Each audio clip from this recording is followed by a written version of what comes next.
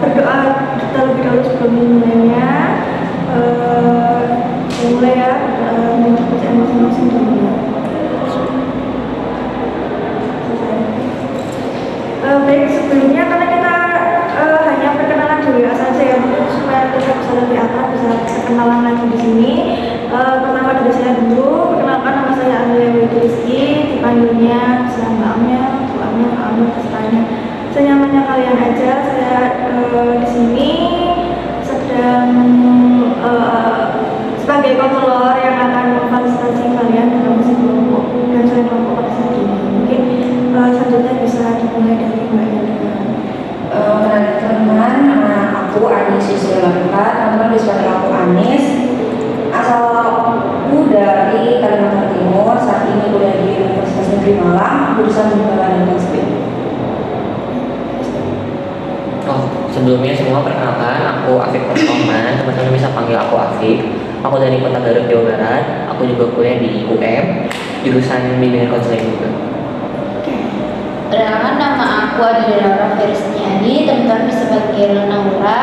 Kebetulan aku kuliah di Universitas Negeri Malang, jurusan teknik mesin. Baik, perkenalkan nama saya bisa dipanggil Adinda. Saya berkuliah di UM, asli dari Malang, jurusan Sintai. Ini Mbak Anis, Mas Afif, Mbak Naura sama Mbak Dinda ya. Oke, kalau begitu saya mau tanya dulu nih, teman-teman pernah nggak melakukan sesi konseling sebelumnya? Individu pernah. Individu ya berarti nggak asik lah ya sama konseling itu apa. Tapi sebelum itu mungkin saya lebih jelaskan lebih detail lagi. Kalau di sini saya sebagai konselor yang memfasilitasi sesi kelompok konseling kelompok pada saat ini untuk membantu teman-teman dalam mengatasi permasalahannya. Kemudian teman-teman sebagai konselor yang akan menceritakan masalahnya di sini. Terus juga ada beberapa asas di sini. Yang pertama itu pastinya asas kerahasiaan ya. Jadi kita di sini bisa sharing senyamannya kalian, se-enjoynya kalian, gak perlu takut tersebar. Kalian juga, saya sendiri gak boleh menyebar, kalian juga tidak boleh menyebarnya di luar grup ini. Kemudian juga asas kesukarelaan, dimana teman-teman sukarela kan ada di sini. Iya. Terus juga ada kebebasan juga, teman-teman bisa bebas berpendapat, bertanya dalam sesi konseling hari ini. Terus juga di sini kita ada time limit. Teman-teman ada yang mau berkegiatan nggak kalian? 20 sampai 30 menit. Ada kegiatan berarti? Oh, kegiatan ada. Ada ya? Ada sih, apa? Oke, ada. Jadi kalau itu dan bagaimana kalau kita menentukannya sekitar ya 20-25 menit lah? Iya, setuju. Oke, kalau gitu kita akan melaksanakan sesi konseling ini pada 20 sampai 25 menit ke depan. Baik, kalau gitu teman-teman siap untuk memulai konseling kita? Iya. Nah, sekarang saya pengen teman-teman buat cerita permasalahan garis besarnya yang pengen diselesaikan atau pengen diceritakan dalam forum ini. Bisa dari Mbak Yuni. Oke, jadi saya sudah mulai struggle di pertemanan perkuliahan sih. Saya juga hampir sama mbaknya. Saya juga punya permasalahan di teman kelas sama teman organisasi. Permasalahan di kelas. Kalau saya juga tentang pertemanan juga di dunia kampus, jadi saya punya circle, tapi circle dalam circle gitu. Kalau saya sendiri, saya hari ini aku merasa kesulitan dalam pertemanan yang membuat saya jadi sulit untuk menjadi sama orang lain. Membuka diri ya. Oke.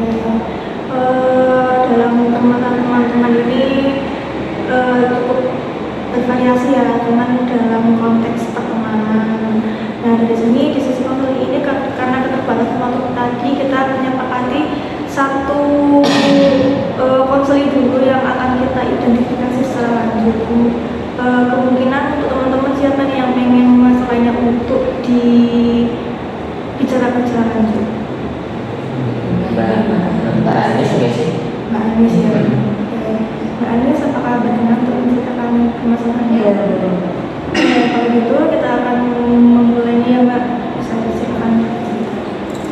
Jadi saya itu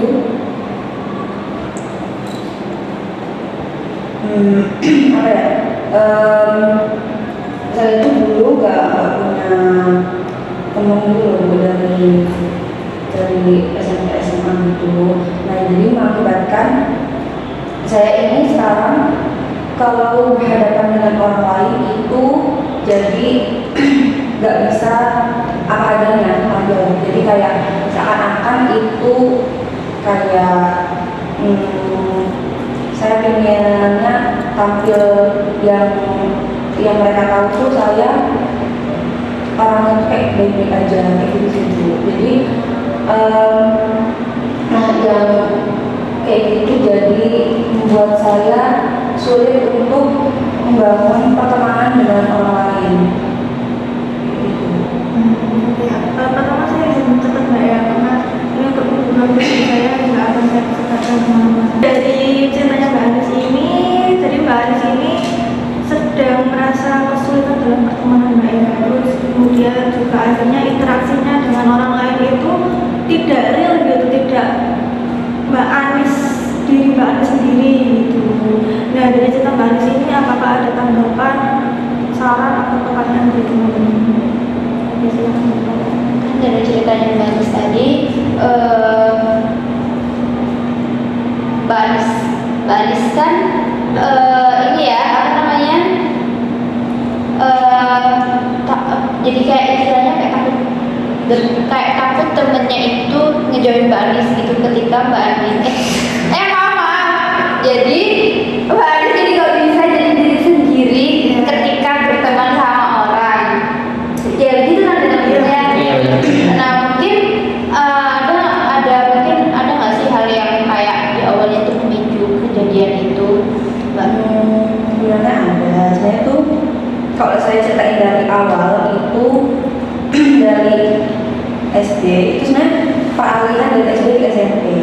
SD itu saya tuh orangnya sangat-sangat ekstrovert ya. Saya tuh punya teman tuh banyak, bahkan yang bersekelas itu teman saya kayak banyak teman-teman sama saya.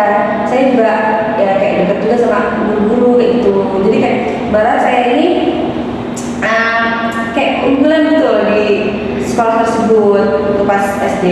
Kemudian saya masuk SMP. SMP ini saya SMP mondok ya. Di situ saya nggak punya teman sama sekali untuk di pondok itu, betul-betul sendiri. Orang dari daerah saya itu nggak ada sama sekali, betul-betul saya sendiri. Jadi saya tuh kayak itu pas di situ jadi merasa kayak kok aku kayak nggak punya teman di situ.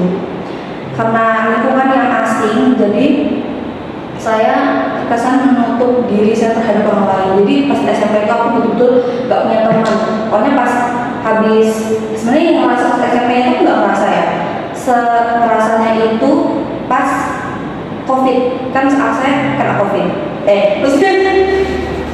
Maksudnya kena masa di COVID. Iya.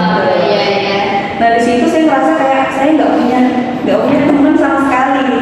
Di situ saya juga nggak punya teman jalan. Teman jalan saya itu cuma ya lingkungan saya sendiri. Saya nggak punya teman yang dari yang SMP itu.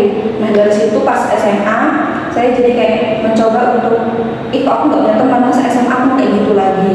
Nah di SMA ini jadi saya mencoba untuk kayak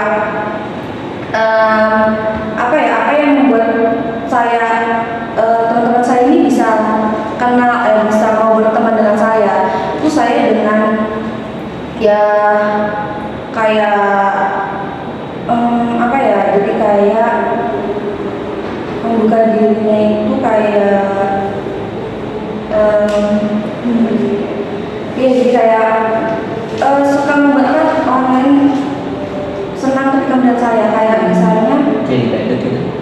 sebenarnya kalau dulu enggak sih, cuma kayak jadi buat saya jadi kayak harus menyenangkan orang lain. Jadi orang lain anggap saya asing nih, jadi kayak enak nih buat berteman kayak gitu. Iya. Nah dari situ pas kuliah ini itu malah jadi semakin menjadi-jadi. Jadi kayak karena pas SMA jadi kayak saya punya ya sebenarnya nggak kalau teman dekat nggak ada. Jadi kayak saya merasa ada yang mau berteman dengan saya. Jadi pas kuliah ini jadi buat saya kayak buktinya di sini udah pernah berhasil. Jadi pas kuliah ini jadi saya lebih kayak kalau udah berhasil berarti di kuliah ini saya harus lebih lagi supaya teman-teman mungkin bukan sekedar mau kenal sama saya juga tapi bisa kayak dekat, bisa mungkin dia jalan bareng kayak aktivitas layaknya teman kayak gitu.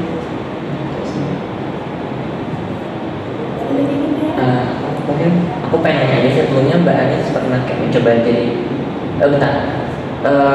Kan Mbak Anis bilang Mbak Anis yang ceria sekarang ini yang bukan diri Mbak Anis sendiri. Emang diri Mbak Anis yang sebenarnya tuh kayak gimana?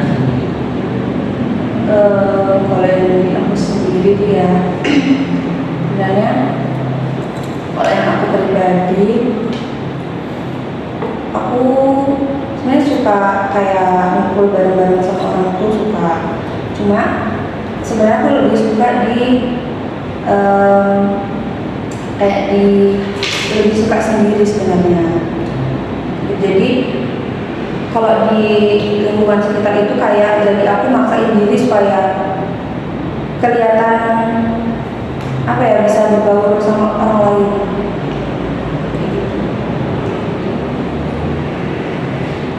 Setelah Mbak Anis melakukan kayak waktu SMA memaksa diri untuk asik biar orang lain itu mau berteman, di kuliah malah jadi. Setelah melakukan itu perasaan Mbak Anis gimana? Sebenarnya saya ya kalau dalam pertemanannya dia senang karena akhirnya saya punya teman. Cuma ya dalam saya sendiri jadi saya tuh jadi kayak terbebani ya, agak kayak ada perasaan tertekan karena kan saya jadi menuntut diri saya untuk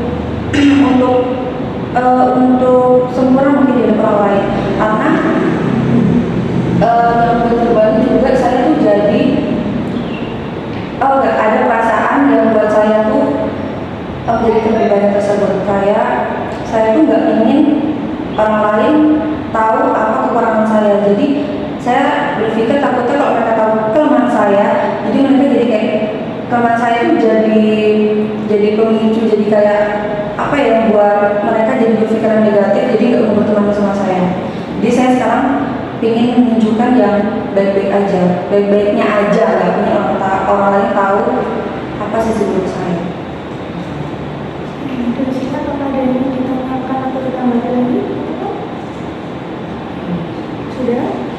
Kalau gitu dari permasalahannya Mbak Anis dan hasil pertanyaan teman-teman yang sudah digali tadi dapat dikatakan kalau Mbak Anis ini memiliki irrational belief atau sebuah kepercayaan pemikiran yang negatif yang merugikan Mbak Anis, yaitu pertama itu harus menampilkan kelebihannya, tidak ingin menunjukkan sisi buruknya di hadapan orang lain karena takut orang lain itu menghindari dirinya.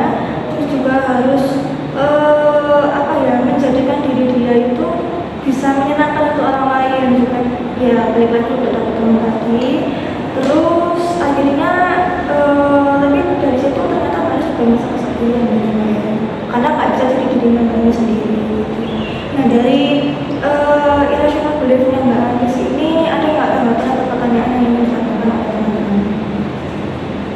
Ya silakan Mbak. Tadi kan dijelaskan dan diungkapkan juga sama Mbak Amel kalau misal Mbak Anis ini punya irrational belief di mana takut gitu ya, takut pendapat orang ketika Mbak Anis ini menampilkan sisi yang aslinya apa adanya gitu ya Mbak Anis ya. Tapi memang Mbak Anis apakah sudah pernah menampilkan hal itu pada teman-teman Mbak Anis atau memang Mbak Anis gitu? Sebenarnya ya nggak pernah sih karena ya dari tuntutan saya itu jadi saya nggak pernah sama sekali menampilkan hal tersebut karena ya udah keburu takut itu, jadi nggak saya bahkan kalau bisa saya sampingkan lah itu, pokoknya harus yang terbaik untuk orang lain. Mungkin Mbak Anis next bisa nyoba ngungkapin apa ya, maksudnya nampilin diri sendiri, iya ya, diri sendiri Mbak Anis ke teman-teman, ke lingkungan. Kan gak semuanya orang pasti bakal dekat ke Mbak Anis, kayak itu bukan karena Mbak Anis belum nyoba gitu loh, jadi Mbak Anis gak bisa nyimpulin hal itu harusnya. Iya sih. Iya sih, Iya, jadi kayak iya sih benar-benar. Oh, oke. itu bagian dari itu.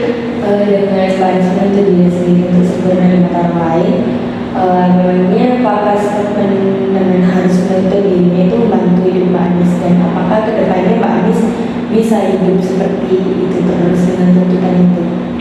Pastinya itu tersebut pasti ya akan berdampak negatif ya terhadap saya. Saya juga nggak mungkin ngelakuin hal itu terus menerus. Pastinya juga kalau dari saya sendiri ya saya ingin ya berubah dari yang itu, karena saya kalau dari saya sendiri saya juga nggak mampu untuk melakukan hal itu tersebut, karena untuk kelihatan baik di mata orang lain itu susah. Ya, sangat menguras energi, karena kan juga mungkin orang lain mungkin kondisi saya tuh nggak selalu moodnya baik. Soalnya kalau misalnya lagi moodnya jelek, saya paksain untuk terlihat baik-baik saja, itu kan juga jadi kesalahan, jadi beban pikiran yang malah nanti jadi tambah-tambah takutnya malah berkesehatan. Oke, mungkin aku nambahin sedikit aja ya. Sebenarnya jadi dirinya Mbak Anis ini tadi yang Mbak Anis ceritain itu nggak seburuk itu, dan menyenangkan orang juga nggak seburuk itu sebenarnya. Mungkin kalau dari aku pribadi lebih ke ini masukan aja Mbak ya. Mungkin lebih ke di apa sih namanya, kayak lebih di balance seimbangin aja. Kalau misalkan ngambil pengalaman pribadi ya, saya sendiri kalau orang-orang sekarang tuh bilangnya ambivert ya. Jadi kadang saya mungkin di kelas atau di luar kelas tuh kadang saya extrovert ke teman, kayak say hi atau mungkin kayak saya menanggapi mereka dengan positif banget sih ya. Tapi di satu sisi kalau misalkan saya lagi capek, saya lagi nggak mood, saya nggak mau ngapa-ngapain, saya benar-benar sendiri gitu. Dan itu nggak jadi masalah buat saya, karena kayak ada waktunya aja gitu, kayak enggak seminggu sih, maksudnya kayak mungkin nanti ada waktunya kalau misalkan saya lagi capek, mungkin perkuliahan atau gimana, saya nggak akan nongkrong, nggak akan main sama teman karena fokus untuk menjadi belajar. Kalau misalkan lagi free, saya baru ya udah ya nongkrong, atau mungkin saya ngajak teman kayak ayo main gitu. Kalau saya pribadi begitu, mungkin bisa Mbak Anis coba terapkan atau Mbak Anis coba. Iya sih, pasti akan saya coba sih. Terima kasih untuk saya. Baik, bagaimana pada tanggapan lagi dari teman-teman, mungkin jika kayak misalnya teman-teman ada di posisinya Mbak Anis, apa yang mau dilakukan? Atau tanggapannya atau apa saja? Mungkin saran dicoba aja jadi diri sendiri gitu. Saya itu sebenarnya hanya pikiran Mbak Anis, kalau orang-orang nggak akan menerima Mbak Anis. Tapi diperlihatkan Mbak Anis sama sekali belum pernah gitu kan. Coba aja kalau memang temannya itu beneran ingin tulus menjadi teman Mbak Anis, ya seharusnya mereka menerima gitu. Dan itu malah akan menunjukkan ke Mbak Anis mana yang teman sebenarnya, mana yang teman saat butuh kita. Saya nggak pernah berpikir dulu soal seperti itu ya.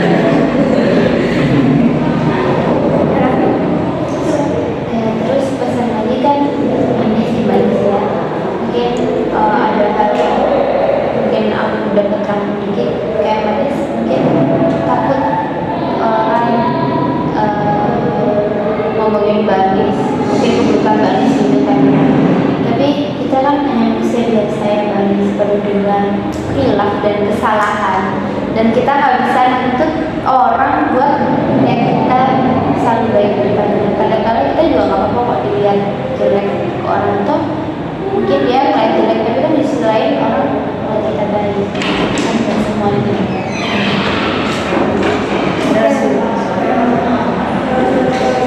Dari tanggapan dari teman-teman, pertanyaan dan lain sebagainya, Anies setelah mendapatkan dulu? Ya cukup lega sih, soalnya saya nggak pernah ceritain masalah saya ini ke siapa, karena ya karena nggak percaya sama orang lain juga kayaknya ya. Jadi di sini jadi kayak saya kayak oh ternyata ada kok yang mau, ya nggak kan nggak, bukan mau tahu kekurangan saya, tapi ada kok orang yang mau dengerin saya tahu tanpa tahu latar belakang saya itu kayak gitu. Iya. Oke, kalau dari teman-teman gimana setelah melakukan sesi konseling kali ini? Aku dulu mungkin yang tahu dari aku perasaannya Mbak Anies itu saya juga pernah ngalamin dulu kayak harus nemenin orang, tapi saya mikir lagi gitu kayak saya nemenin orang tapi kok saya nggak senang gitu, kayak akhirnya saya menjadi diri saya sendiri. Dan awalnya memang ada beberapa orang yang kayak kamu egois ya, kok kamu gitu. Cuman saya mikir lah, bukan, saya memang awalnya kayak sakit hati kayak kenapa gitu, tapi pada akhirnya saya mikir ulang kayak oh apa mungkin cara penyampaian saya menunjukkan diri saya sendiri ke orang yang salah. Nah, akhirnya saya evaluasi, dan ketika saya melakukan evaluasi menjadi diri saya sendiri, itu akhirnya diterima sama orang-orang rasanya. Mungkin aku perasaan saya dengar sama Mbak Anies itu juga sering terjadi di mungkin teman-teman saya juga banyak kok yang ngalamin hal itu. Kan kalau saya Mbak Anies kan di sini bisa cerita ya, jadi kita bisa ngasih masukan ke Mbak Anies. Mungkin teman saya sih nganggapnya untuk teman saya saat ini mikirnya teman saya juga bisa ngelakuin apa yang Mbak Anies lakuin sekarang, biar dia sadar kalau misal kita nggak bisa menuntut diri kita selalu benar depan orang. Kalau dari saya, seni biasanya bisa sharing sama Anies, terus kayak berbanding biasa saja capek soalnya kayak membuat semua orang lain padahal belum tentu kita senang kayak itu. Sesekali egoisme diri sendiri itu juga nggak apa-apa banget gitu, jangan kita orang lain terus gitu. Ya, dari sini saya sangat mengapresiasi ya dari Mbak Anies yang sudah bisa menceritakan dan mempercayai teman-teman di sini untuk bisa bersama-sama membantu Mbak Anies dalam menyarikan solusi untuk permasalahannya, dan teman-teman juga yang sudah memberikan masukan yang baik, yang bagus untuk Mbak Anies untuk kedepannya bisa menjadi yang lebih baik lagi gitu. Baik, karena sesi konseling ini sepertinya sudah mencapai limit yang sudah kita tentukan tadi ya. Mungkin untuk kali ini bisa kita cukupkan dulu. Kalau misal nanti di pertemuan selanjutnya kita bisa membahas entah itu permasalahan Mbak Anies lagi atau teman-teman, itu nanti kita bahas di YouTube selanjutnya ya. Saya terima kasih untuk teman-teman yang sudah sukarela datang ke sini dan menyediakan waktunya untuk bisa bersedia di sini. Oke, kalau gitu saya akhiri. Mohon maaf jika ada salah kata. Wassalamualaikum warahmatullahi wabarakatuh. Waalaikumsalam.